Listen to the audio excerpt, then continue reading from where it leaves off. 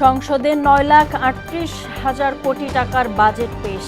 কর না বাড়িয়ে জাল বিস্তৃত করে সামাজিক সুরক্ষায় অগ্রাধিকার, $1 ট্রিলিয়ন অর্থনীতি পথে যাত্রা। প্রস্তাবিত বাজেট গণবিরোধী ও লুটপাটের দাবি জামায়াতের, বাস্তবতা বিবর্জিত বলছে এনসিপি। রাজস্ব আদায়ের লক্ষ্য অর্জন অসম্ভব। বাজেটে কালো টাকা সাদা করার সুযোগ নেতিবাচক বলছেন অর্থনীতিবিদরা। উচ্চাভিলাষী হলেও ব্যবসা ও বিনিয়োগ বান্ধব দাবি ঢাকা চেম্বারের। এবং রাতে পর্দা উঠছে ফিফা বিশ্বকাপের উদ্বোধনী ম্যাচে মেক্সিকো দক্ষিণ আফ্রিকার লড়াই। উন্মাদনায় কাঁপছে বাংলাদেশ।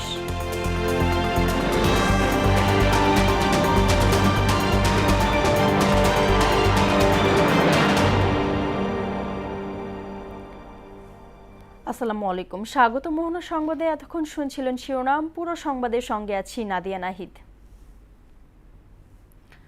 সংবাদের শুরুতেই বাজেট প্রসঙ্গ।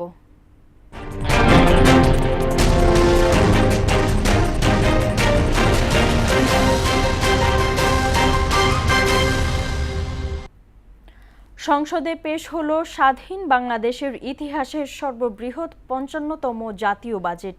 2026-27 অর্থ বছরের জন্য 9,38,000 কোটি টাকার এই বিশাল বাজেট বিকেলে উপস্থাপন করেন অর্থ ও পরিকল্পনা মন্ত্রী আমির খসরু মাহমুদ চৌধুরী। ভঙ্গুর অর্থনৈতিক পরিস্থিতি থেকে উত্তরণ ও $1 ট্রিলিয়ন অর্থনীতির লক্ষ্যকে সামনে রেখে এই বাজেটকে আর্থিক শৃঙ্খলা ও নাগরিক সুরক্ষার নতুন দলিল হিসেবে দেখছে সরকার। করের বোঝা না বাড়িয়ে এর জাল বিস্তৃত এবং সামাজিক সুরক্ষাকে অগ্রাধিকার দেওয়া হয়েছে এবারের বাজেটে। আরও জানাচ্ছেন মফির রহমান। ঘড়ির কাঁটায় ঠিক ৩টা। রীতি অনুযায়ী কালো সুটকেস নিয়ে সংসদে প্রবেশ করেন অর্থমন্ত্রী আমির খসরু মাহমুদ চৌধুরী, সঙ্গে প্রধানমন্ত্রী তারেক রহমান। সামষ্টিক অর্থনীতির চাপ সামলাতে টেকসই প্রবৃদ্ধির লক্ষ্যে নতুন অর্থবছরে প্রস্তাবিত বাজেট উপস্থাপন শুরু হয় সরকারের, এবং অর্থমন্ত্রী হিসেবে এটি তার প্রথম বাজেট পেশ। এবারের বাজেটের মূল দর্শন টাকা ছাপিয়ে কৃত্রিম প্রবৃদ্ধি নয়, বরং রাজস্ব বৃদ্ধি ও আর্থিক সুশাসন প্রতিষ্ঠা। আর্থিক খাতে শৃঙ্খলা, স্বচ্ছতা, জবাবদিহিতা প্রতিষ্ঠা করে আমানতকারীদের আস্থা ও দায়বদ্ধতা ফিরিয়ে আনা, পুঁজিবাজার সংস্কারের মাধ্যমে বিনিয়োগ উৎসাহ প্রদান। স্বাধীন বাংলাদেশের 55তম এই বাজেটের মোট আকার ধরা হয়েছে 9,38,000 কোটি টাকা, যা বিগত মূল বাজেটের তুলনায় প্রায় 1,48,000 কোটি টাকা বেশি। বিশাল এই ব্যয় পরিকল্পনা মূলত দেশকে $1 ট্রিলিয়ন অর্থনীতির পথে এগিয়ে নেয়ার মিশন।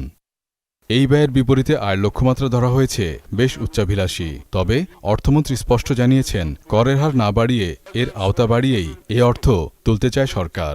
অর্থনীতির পুনরুদ্ধার, বাজারে আস্থা ফিরিয়ে আনা এবং নতুন প্রবৃদ্ধির সুযোগ সৃষ্টিতে সরকার নিরলসভাবে কাজ করে যাচ্ছে। বাজেটে মোট রাজস্ব আদায়ের লক্ষ্য ধরা হয়েছে 6,95,000 কোটি টাকা।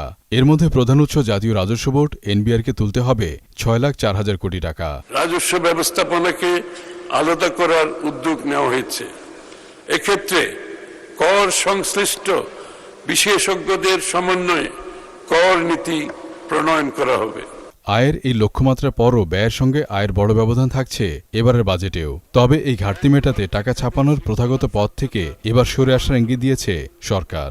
2030-31 অর্থবছরের মধ্যে আমরা দেশের প্রকৃত জিডিপির 8.5% উন্নীত করতে, মূল্যস্ফীতি 5% নামিয়ে আনতে এবং মোট বিনিয়োগকে জিডিপির 40% উন্নীত করতে চায়। এবারের বাজেটে মোট ঘাটতি ধরা হয়েছে 2,43,000 কোটি টাকা। পূরণে আভ্যন্তরীণ ব্যাংক খাত থেকে 1,12,000 কোটি টাকা এবং বৈদেশিক উৎস থেকে 1,16,000 কোটি টাকা সংগ্রহের পরিকল্পনা করা হয়েছে। এবারের বাজেটের মানবিক দিক হল উচ্চ মূল্যস্ফীতি থেকে প্রান্তিক মানুষকে বাঁচাতে সামাজিক নিরাপত্তা ও সুরক্ষায় রেকর্ড বরাদ্দ এবং দেশীয় শিল্পের বিকাশে কর ছাড়ের সাহসী সিদ্ধান্ত। আমাদের লক্ষ্য বর্তমান ঋণ ভিত্তিক অর্থনীতি থেকে দূরে সরে এসে বিনিয়োগ ভিত্তিক অর্থনীতি গড়ে তোলা। বন্ড মার্কেট এবং বিকল্প অর্থায়ন ব্যবস্থার উন্নয়ন করা হবে। সামাজিক নিরাপত্তা বেষ্টনীতে বরাদ্দ বাড়িয়ে করা হয়েছে প্রায় 1,44,338 কোটি টাকা। পাশাপাশি মধ্যবিত্তকে স্বস্তি দিতে ব্যক্তিশ্রেণীর করমুক্ত আয়সীমা 3,75,000 টাকায় উন্নীত করার প্রস্তাব করা হয়েছে। আর মেড ইন বাংলাদেশ স্লোগানকে সফল করতে দেশীয় উৎপাদনমুখী শিল্পকে সুরক্ষার প্রস্তাব দিয়েছেন অর্থমন্ত্রী। উন্নয়নের সুফল সমাজের সকল স্তরের মানুষের কাছে পৌঁছে যাবে। 9,38,000 কোটি টাকার প্রস্তাবিত বাজেট ভারসাম্যপূর্ণ এবং বিনিয়োগ বান্ধব। তবে বৈশ্বিক মন্দা এবং দেশের ডলার সংকটের বাস্তবতায় 6,95,000 কোটি টাকার রাজস্ব আদায় এবং 7.5% মূল্যস্ফীতি ধরে রাখার সামষ্টিক লক্ষ্যগুলো অর্জন করাই হবে অর্থমন্ত্রীর জন্য বড় অ্যাসিড টেস্ট। বর্তমানে সীমাবদ্ধতা ও চ্যালেঞ্জ সত্ত্বেও আমরা মনে করি নতুন বাজেট অর্থনীতিতে ইতিবাচক পরিবর্তনের সূচনা করবে। মফিউর রহমান, মোহনা সংবাদ, ঢাকা। কর্মসংস্থান বাজেটে কোনো প্রশ্ন ছাড়াই কালো টাকা সাদা করার সুযোগকে নেতিবাচক হিসেবে দেখছেন অর্থনীতিবিদরা। তারা বলছেন, বর্তমান বাস্তবতায় সরকারের লক্ষ্য অর্জন কিংবা বাজেট জনবান্ধব হওয়া অনেকটাই চ্যালেঞ্জিং। বাজেটের সফলতা অর্জনে উচ্চ আয়ের মানুষের কাছ থেকে কর সংগ্রহে বিশেষ নজর দেওয়ার তাগিদও দেন তারা। আরও জানাচ্ছেন বিজন কুমার। মানুষের জীবনযাত্রায় নাভিশ্বাস হয়ে উঠেছে লাগামহীন দ্রব্যমূল্য। নিত্যপণ্যের দাম চলে গেছে ক্রয় ক্ষমতার বাইরে। এতে নিম্ন ও মধ্যবিত্ত শ্রেণীর মানুষের জীবনযাত্রায় দেখা দিয়েছে তীব্র চাপ। এখন 1,000 টাকা নিয়ে আসলেও বাজার হয় না। আগে মাছ কিনতাম 400, 500, 600, এখন এই মাছ হচ্ছে 1000, 1200, 1600। এমন বাস্তবতায় মানুষের প্রত্যাশা ঘোষিত বাজেট হবে সত্যিকারের জনবান্ধব, যেখানে নিত্যপণ্য থাকবে ক্রয় ক্ষমতার মধ্যে। আমি বাজারে পেশ করতে চাই, আমি চাই ডাক্তারের ভিজিট কমাবে, ওষুধ নিয়ন্ত্রণ করবে এবং চাইল্ড ডাল কমাবে। জিনিস আমরা গরিব মানুষ যাতে আমরা ভালোভাবে থাকতে পারি। সাধারণ মানুষের প্রত্যাশা মাথায় রেখেই এবারের বাজেট প্রণয়ন করেছে সরকার। 9,38,000 কোটি টাকার এই বাজেটে স্বস্তি ফেরাতে চাল, ডাল, তেল, পেঁয়াজ সহ 60টি নিত্যপণ্যের উৎসে কর কমানোর প্রস্তাব করা হয়েছে। প্রস্তাবিত 55তম জাতীয় বাজেটে জীবনযাত্রার ব্যয় কমানো এবং লাগামহীন মূল্যস্ফীতি নিয়ন্ত্রণে সরকারের প্রতিশ্রুতি থাকলেও বাজেট জনবান্ধব হওয়া অনেকটাই চ্যালেঞ্জিং বলে মনে করছেন অর্থনীতিবিদরা। করোনা মহামারীর পরে প্রথম গ্রোথ রেট প্রবৃদ্ধির হার 4%-এর নিচে কমে আসছে। এই একটা ইন্ডিকেটরই দেখাচ্ছে যে বাংলাদেশের অর্থনীতি কতটা ভঙ্গুর। সরকারের যে আয় মোটামুটি ট্যাক্স থেকে যেটা হয়, যেটা খুবই সীমিত এবং একটা খুব বড় অ্যামাউন্টের ডেফিসিট আছে আয় এবং ব্যয়ের মধ্যে, সেখানে খুব জনবান্ধব হওয়ার কিন্তু সুযোগ খুব বেশি থাকে না। পাশাপাশি বাজেটে কোনো প্রশ্ন ছাড়া কালো টাকা সাদা করার সুযোগ রাখা মঙ্গলজনক নয় বলে জানান এই অর্থনীতিবিদ। তার মতে এমন নীতি কর ব্যবস্থায় ফেলতে পারে নেতিবাচক প্রভাব। কালো টাকা সাদা করার সুযোগ দেবেন তখন এবং এটা রিপিট করবেন, তখন অবশ্যই কালো টাকা আয় করার উৎসাহ বহুগুণে বেড়ে যাবে, কারণ তারা জানে যে এক পর্যায়ে তো সাদা আমি করতেই পারবো। ফলে কালো টাকা কে শাস্তি দেওয়ার বদলে আপনি আসলে পুরস্কৃত করছেন, উৎসাহিত করছেন। বাজেটে রাজস্ব আয়ের লক্ষ্য 6,95,000 কোটি টাকা। রাজস্ব লক্ষ্যমাত্রা অর্জনে উচ্চ আয়ের মানুষের কাছ থেকে কর সংগ্রহে নজর দেওয়ার পরামর্শও দেন তিনি। টাকা আনতে গেলে বলবো যে আপনি উচ্চবিত্তের মানুষের কাছ থেকে তারা কোথায় কি অ্যাসেট রেখেছে সেগুলোর সব হিসাব একেবারে ডিজিটাইজ করে সেন্ট্রাল ডেটাবেজে আনতে হবে, যাতে যে কোনো ট্রানজ্যাকশন ইনফরমেশন সাথে সাথে সেন্ট্রালি চলে যায়। জনপ্রত্যাশা পূরণ করে বাজেট সফলতা অর্জন এবং নতুন অর্থ বছরে তা সাধারণ মানুষের জীবনে কতটা প্রভাব ফেলবে তাই এখন দেখার বিষয়। বিজন কুমার, মোহনা সংবাদ, ঢাকা। ভঙ্গুর অর্থনীতি পুনরুদ্ধারে প্রস্তাবিত বাজেটে বাস্তবায়ন চ্যালেঞ্জ হিসেবে দেখছেন Dhaka chamber and commerce and industries সংগঠনের সভাপতি তাসকিন আহমেদ বলেন, প্রস্তাবিত বাজেট উচ্চাভিলাষী হলেও ব্যবসা ও বিনিয়োগ বান্ধব। সন্ধ্যায় মতিঝিলে ডিসিসিআই মিলনায়নে বাজেট নিয়ে তাৎক্ষণিক প্রতিক্রিয়ায় একথা জানান তিনি। এ সময় তিনি আরও বলেন, বাজেটের সফলতা নির্ভর করে সরকারের বাস্তবায়ন সক্ষমতার ওপর। বাজেটের রাজস্ব আদায়ের আকাশচুম্বী টার্গেট বাস্তবায়ন করা চ্যালেঞ্জিং হবে বলেও মন্তব্য করেন তাসকিন আহমেদ। উচ্চাভিলাষী বাজেট, যেখানে গত বছরও আমাদের 5.5 লাখ কোটি টাকার যে রাজস্ব আহরণের লক্ষ্যমাত্রা ছিল, সেখানে আমরা প্রবাবলি ল্যান্ডিং করব 4,12,000 কোটি টাকায়। অলরেডি প্রায় 15-16% কিন্তু আমাদের লোয়ার বাজেট, মানে আমাদের রেভিনিউ কালেকশনের যেই ভঙ্গুর অবস্থা, হয়তোবা ওনারা আমাদেরকে যেই সুবিধাগুলো ব্যবসার জন্য করে দিয়েছেন, এর মধ্যে কিন্তু প্লাস্টিক সেক্টরে কিন্তু ভ্যাট বাড়ানো হয়েছে। প্রস্তাবিত জাতীয় বাজেটকে গণবিরোধী ও লুটের বাজেট বলে মন্তব্য করেছেন বাংলাদেশ জামায়াতে ইসলামীর কেন্দ্রীয় সহকারী secretary general doctor AHM Hamidur Rahman Azad. সন্ধ্যায় দলটির ঢাকা মহানগরী দক্ষিণ আয়োজিত বাজেট প্রতিক্রিয়া সভায় একথা বলেন তিনি। বলেন, বাজেটের আকার উচ্চ ও ঋণ নির্ভর, যার রাজস্ব লক্ষ্যমাত্রা অবাস্তব।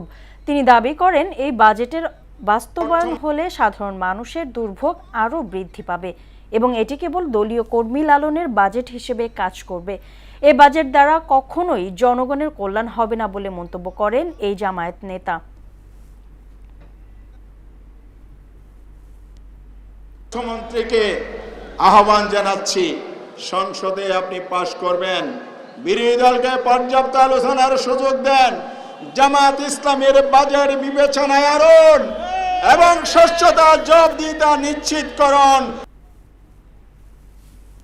প্রস্তাবিত বাজেট উচ্চাভিলাষী ও বাস্তবতা বিবর্জিত বলে জানিয়েছে জাতীয় নাগরিক পার্টি NCP। দলটির ছায়া বাজেট কমিটির প্রধান ডক্টর আতিক মুজাহিদ এমপির স্বাক্ষরিত এক বিবৃতিতে এ প্রতিক্রিয়া জানানো হয়। সরকার প্রায় 2.5 লাখ কোটি টাকার ঘাটতির কথা বললেও বাস্তবে ঘাটতির পরিমাণ 4.5 লাখ কোটি টাকার কাছাকাছি পৌঁছাতে পারে। প্রস্তাবিত 6.95 লাখ কোটি টাকার রাজস্ব আদায়ের লক্ষ্য বর্তমান অর্থনৈতিক বাস্তবতায় অর্জন করা অসম্ভব বলেও বিবৃতিতে উল্লেখ করা হয়।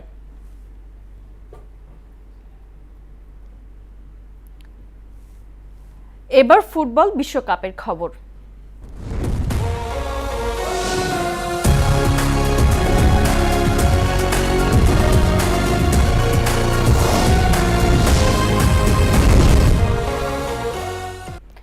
গ্রেটেস্ট শো অন আর্থ খ্যাত ফুটবল বিশ্বকাপের পর্দা উঠছে আজ। মেক্সিকোতে রাত 11:30টায় বসবে উদ্বোধনী আয়োজন। এরপর প্রথম ম্যাচে মুখোমুখি হবে দুই পরাশক্তি মেক্সিকো এবং দক্ষিণ আফ্রিকা। বিশ্বকাপ মহরণ নিয়ে বিস্তারিত থাকছেন মশিউর রহমানের রিপোর্টে। মেক্সিকো সিটির ঐতিহ্যবাহী স্টাডিও আজতেকা ফুটবল ইতিহাসে তৈরি করতে যাচ্ছে নতুন এক অধ্যায়। প্রথম স্টেডিয়াম হিসেবে 3টি ভিন্ন বিশ্বকাপের উদ্বোধনী ম্যাচ আয়োজনের রেকর্ড গড়ছে এই ভেন্যু। মূল ম্যাচ শুরু হওয়ার 90 মিনিট আগে বসবে জমকালো উদ্বোধনী অনুষ্ঠান, যেখানে মূল আকর্ষণ হিসেবে মঞ্চ কাঁপাবেন 4বারে গ্র্যামি বিজয়ী পপ তারকা শাকিরা। ঘরের মাঠের সুবিধা নিতে মাঠে নামছে মেক্সিকো। কোচ হাবিয়ের আগুয়েরো 4-3-3 ফরমেশনে দল সাজিয়ে শুরু থেকেই হাই প্রেসিং ও উইং ভিত্তিক আক্রমণাত্মক ফুটবল খেলার পরিকল্পনা করছেন। সিজার মন্তেজ ও জোহানের ডিফেন্সের সামনে মাঝমাঠ সামলানোর দায়িত্ব থাকবেন অধিনায়ক এডারসন। আর আক্রমণে রাউলের সাথে থাকছেন রবার্তো আলভেরো ও ভেগা। চেনা কন্ডিশনে শুরুতেই প্রতিপক্ষকে চেপে ধরাই মেক্সিকোর মূল লক্ষ্য। অন্যদিকে পিছিয়ে থাকতে রাজি নয় দক্ষিণ আফ্রিকাও। ম্যানেজার হুগো ব্রুস 4-2-3-1 ছকে সাজাচ্ছেন তার রক্ষণ ও কাউন্টার অ্যাটাকের পরিকল্পনা। গোলপোস্টের নিচে অধিনায়ক রানোয়েন উইলিয়ামসনের ডিফেন্সে ফিরছেন অভিজ্ঞ আব্রে মদিবা। মাঝমাঠে তোবোহোকে হোল্ডিং রোলে রেখে মেক্সিকোর আক্রমণ ভাঙার পাশাপাশি স্ট্রাইকার লাইন আপ গতিকে দ্রুত কাজে লাগিয়ে কাউন্টার অ্যাটাকে যাওয়ার ছক কষছে বাফানরা। শতকোটি ফুটবল প্রেমীর চোখ এখন মেক্সিকোর সিটির সবুজ গালিচায়। মাঠের রণকৌশল আর মাঠের বাইরের জমকালো আয়োজন সব মিলিয়ে এক রোমাঞ্চকর ফুটবল যুদ্ধ দেখার অপেক্ষায় ফুটবল বিশ্ব। মশিউর রহমান, মোহনা সংবাদ। এদিকে মাঠের লড়াই শুরুর আগেই উন্মাদনায় কাঁপছে বাংলাদেশ। পিছিয়ে নেই ময়মনসিংহের মানুষও। প্রিয় দলের জার্সি আর পতাকা কিনতে দোকান থেকে ফুটপাতে উপচে পড়া ভিড় সমর্থকদের। মিশাল বিনতে আনোয়ারের প্রতিবেদন। আকাশি সাদা কিংবা হলুদ সবুজ রঙে রঙিন চারপাশ, দরজায় করা নাড়ছে বিশ্বকাপ ফুটবল। আর এই মহারণকে ঘিরে ময়মনসিংহে এখন উৎসবের আমেজ। মাঠের খেলা শুরুর আগেই ফুটবল ঝড়ে কাঁপছে সব বয়সী মানুষ। প্রিয় দল আর খেলোয়াড়দের প্রতি সমর্থন জানাতে সবারই ঝোঁক পতাকা জার্সির প্রতি। এসব কিনতে অভিজাত শপিং মল থেকে ফুটপাতের দোকান, সবখানেই এখন ফুটবল প্রেমীদের উপচে পড়া ভিড়। মেসি, নেইমার, রোনালদোর পাশাপাশি এবার তরুণদের মাঝে বাড়তি ক্রেজ ছড়াচ্ছে লামিনে ইয়ামালও। ক্রেতাদের অভিযোগ, গতবারের চেয়ে এবার জার্সি পতাকার দাম কিছুটা চড়া, তবে ফুটবল আবেগের কাছে সেই বাড়তি দামের আক্ষেপও যেন ঢাকা পড়ে যাচ্ছে। অনেকেই পুরো পরিবার নিয়ে ছুটে যাচ্ছেন প্রিয় দলের জার্সি কিনতে। আমি আর্জেন্টিনা এবার ফেল করবে, কিন্তু ব্রাজিল এবার জিতবে। প্রিয় টিম হচ্ছে ব্রাজিল, সেই প্রিয় টিমের প্রিয় ভালোবাসার তার জায়গা থেকে আমাদের পতাকা কিনতে আসছি। আমার 1 বছরের বাচ্চার জন্য নিতেছি 400 টাকা, আর ব্রাজিল এটা চাইছে 150 টাকা। বিশ্বকাপের অনুভূতি তার বলা শেষ করা যায় না। ফুটবল প্রেমিকদের তো অনেক অনুভূতি থাকে। আমরা আসলে নেইমারের ভক্ত, ব্রাজিল সাপোর্টার। ছেলে মেয়ে একজন আর্জেন্টিনা, একজন ব্রাজিল, দুই পক্ষের জার্সি নিতে আসছে, নিজেও আর্জেন্টিনা। বিক্রেতারা বলছেন চাহিদার তুলনায় এবার সরবরাহ কিছুটা কম, তবে বিক্রি হচ্ছে দেদারসে। আর ময়মনসিংহের বাজারে চিরপ্রতিদ্বন্দ্বী ব্রাজিলের চেয়ে আর্জেন্টিনার জার্সির চাহিদা ও বিক্রি তুলনামূলক বেশি। জার্সি তুলনামূলক দাম একটু বেশি। মোটামুটি ময়মনসিংহবাসীরা একটু আর্জেন্টিনা থেকে একটু বেশি ঝুঁকছে আর দাম আগের চেয়ে একটু বাড়তি হচ্ছে কি এরকম। গতবারে ছিল একটু কম, এবার একটু বেশি, যে কারণে চাহিদাও অনেক, কিন্তু তারপর আমরা চাহিদা পূরণ করতে পারতেছি না। খেলায় হার জিত থাকবেই, তবে সব তর্ক বিতর্ক ছাপিয়ে 11 জুনের মহোৎসব রূপ নিক সম্প্রীতি আর আনন্দের মেলবন্ধনে, এমনটাই প্রত্যাশা ময়মনসিংহের ফুটবল প্রেমীদের। নিশাল বিনতে আনোয়ার, মোহনা সংবাদ। দেশের 2 জেলায় সড়ক দুর্ঘটনায় 3 জন নিহত হয়েছেন। এ সময় আহত হয়েছেন আরও 4 জন। ভোরে কিশোরগঞ্জের পুকুন্দিয়ায় মালবাহী ট্রাকের চাপায় ব্যাটারি চালিত অটোরিকশার 2 যাত্রী নিহত হয়েছেন। এ ঘটনায় আহত হয়েছেন আরও 3 জন। এদিকে গাইবান্ধার পলাশবাড়ী উপজেলায় যাত্রীবাহী বাসের ধাক্কায় এক ইজিবাইক চালক নিহত হয়েছেন। এ ঘটনায় গুরুতর আহত হয়েছেন একজন। দুপুরে উপজেলার বুড়িরঘর এলাকায় গাইবান্ধা পলাশবাড়ী আঞ্চলিক মহাসড়কে এই দুর্ঘটনা ঘটে।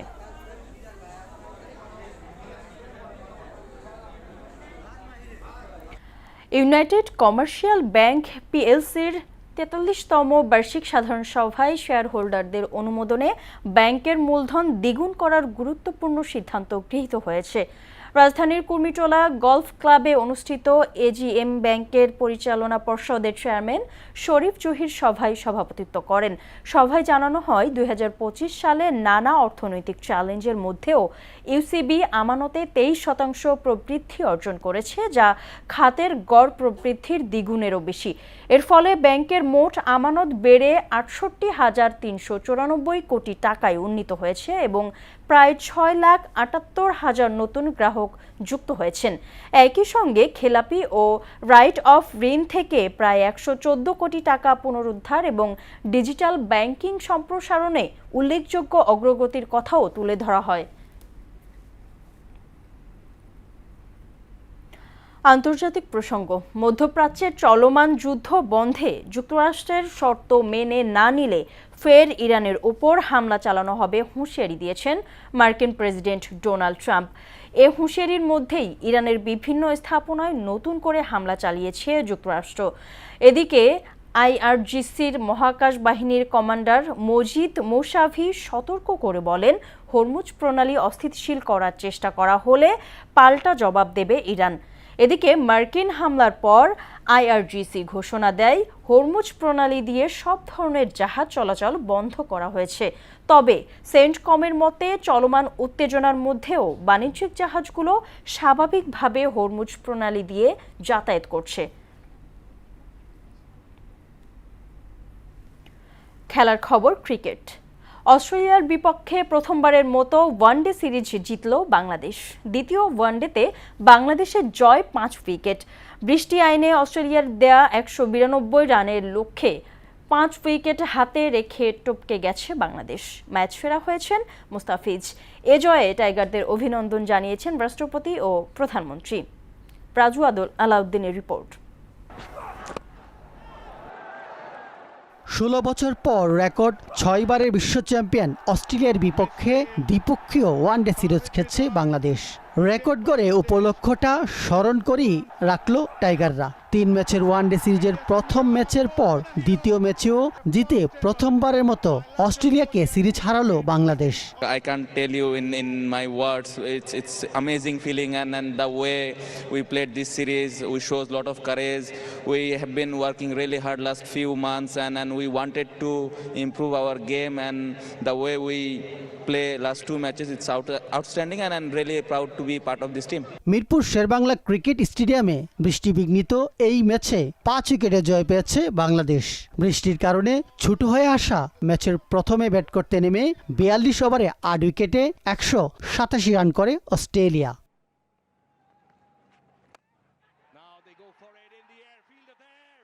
এরপর বৃষ্টির আইনে বাংলাদেশের লক্ষ্য ছিল 41 ওভারে 192 রান। ব্যাট করতে নেমে শান্তর 42 ও তাওহিদ হৃদয়ের অপরাজিত 40 রানের সুবাদে 36 বল হাতে রেখে জয়ের বন্দরে পৌঁছে যায় টাইগাররা। আন্তর্জাতিক ওয়ানডেতে 38 বছর পার করা বাংলাদেশ এই সিরিজের আগে অস্ট্রেলিয়াকে একবারই হারাতে পেরেছিল। রাজু আলাউদ্দিন, মোহনা সংবাদ। অস্ট্রেলিয়ার বিপক্ষে টি-20 সিরিজের জন্য দল ঘোষণা করেছে বিসিবি।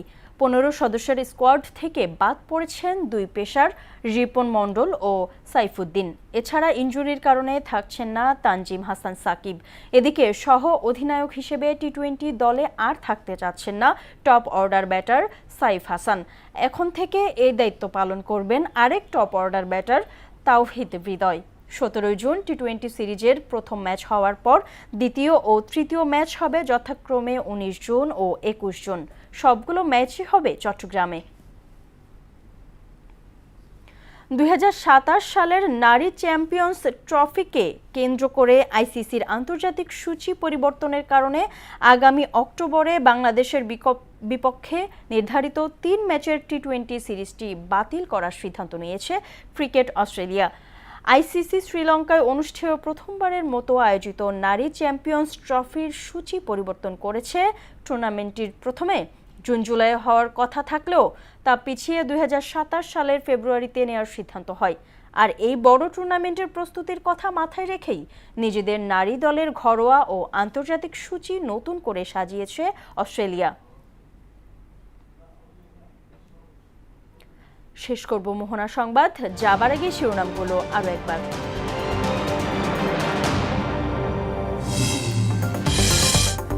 সংসদে 9,38,000 কোটি টাকার বাজেট পেশ, কর না বাড়িয়ে জাল বিস্তৃত করে সামাজিক সুরক্ষায় অগ্রাধিকার, $1 ট্রিলিয়ন অর্থনীতির পথে যাত্রা। প্রস্তাবিত বাজেট গণবিরোধী ও লুটপাটের দাবি জামায়াতের, বাস্তবতা বিবর্জিত বলছে এনসিপি, রাজস্ব আদায়ের লক্ষ্য অর্জন অসম্ভব। বাজেটে কালো টাকা সাদা করার সুযোগ নেতিবাচক বলছেন অর্থনীতিবিদরা, উচ্চাভিলাষী হলেও ব্যবসা ও বিনিয়োগ বান্ধব দাবি ঢাকা চেম্বারের। এবং রাতে পর্দা উঠছে ফিফা বিশ্বকাপের উদ্বোধনী ম্যাচে মেক্সিকো দক্ষিণ আফ্রিকার লড়াই, উন্মাদনায় কাঁপছে বাংলাদেশ।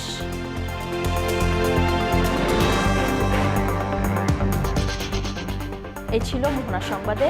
পরবর্তী সংবাদ রাত 12টায়। মোহনার সবশেষ খবর জানতে ভিজিট করুন www.mohana.tv। সংবাদ দেখতে পারেন ফেসবুক ও ইউটিউবও। এতক্ষণ সঙ্গে থাকার জন্য সবাইকে ধন্যবাদ।